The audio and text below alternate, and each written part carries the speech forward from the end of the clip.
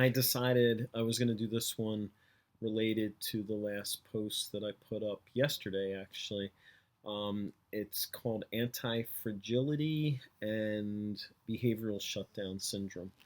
It's doing really well, actually. I checked it just before filming this, and in a day and a half, not even, it's been viewed more than the aging one that I put up over a month ago.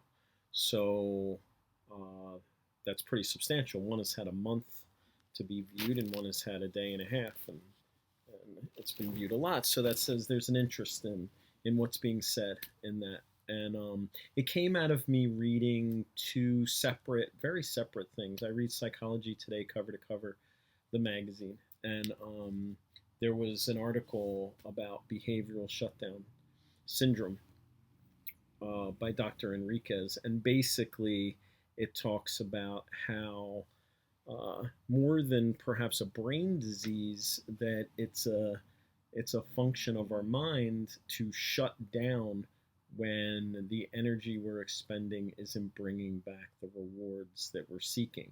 So if I get rejected, if I'm trying and I don't feel like I'm getting anywhere, then um, that can lead to depression, and and my mind tells me to conserve energy, shut down, don't put forth any more energy. And then that leads to symptoms of depression like not wanting to get out of bed, just stay in bed, do the minimum to get through. Friends want to hang out, I don't hang out.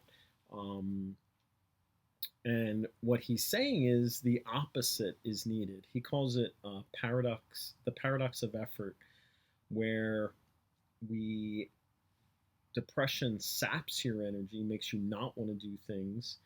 But what you need to do to get out of depression is to do those things. Hang out with friends, do the things you don't want to do, be more productive and accomplish things, where that will help combat your depression.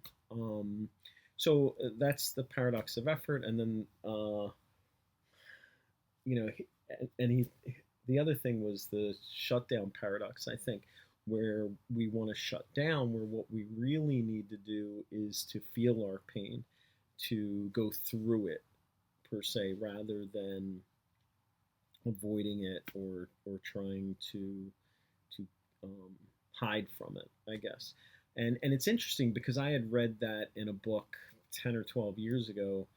The Mindful Way Through Depression said basically the same thing, that perhaps trying to avoid these negative feelings is kind of keeping us in a cycle of staying in a negative space. So, I think that's interesting. And then the second thing I was reading is Everything is fucked. Sorry, there's no other way to say it. There's a star where the U is when he writes it, but um, let's just be blunt. Uh, a Story of Hope. And I don't want to give anything away from that book. I thought it was an excellent book. I don't know about recommending it because it's on the darker side. But one of the things he talks about in there is anti-fragility. And when he talks about anti-fragility, what he says is we need to face pain to become stronger. And in the analogy he gives in the book and that I give in the article is working out. Like you get stronger by working out. You stress your muscles by exercising, and they get stronger. And he says we need to do the same thing with I guess, our mind. We need to strengthen it by facing our pain. And then that in itself will make us more robust and less fragile. Um, so, you know, it's hard to say how to put this into action. I mean, you know, again, I don't want to give away much of the book, but one of the things he advocates, one of the things that acceptance and commitment therapy advocate, one of the therapies I really like, is, you know, deciding who you want to be and then acting in that way. So if I want to, let's say I want to commit to, an example I use a lot in classes is intermittent fasting, because that's something I do. So, just as an example, yesterday I ate with my son while we were watching the Eagles lose, unfortunately. And we finished around 4, and I was really stuffed. We ate a lot, and then I didn't want to eat anymore at that time. And then by the time I was hungry again, it was 7 or 7:30, and I did want to eat more, but I knew if I ate more, then I wouldn't, because I get up early and work out in the morning, and I have to be to class. I have to leave my house by 8. That I wouldn't get enough hours of intermittent fasting. I need to get at least 12, and 12 is the minimum. I'm lately shooting for 14 to 16. A lot of days I get 16 or more, but the days where I get up early and work out, it's a little less. So I knew I would only get 12 at maximum, and maybe not even. And still, my mind was telling me at like 8 o'clock, 8:30, when I definitely couldn't get 12 hours. Just eat. Like, you're only doing this for you. No one cares. Doesn't matter. It's one day. Like, my mind's saying all these things, and I had to commit to who I want to be, which is to have the fortitude to say no.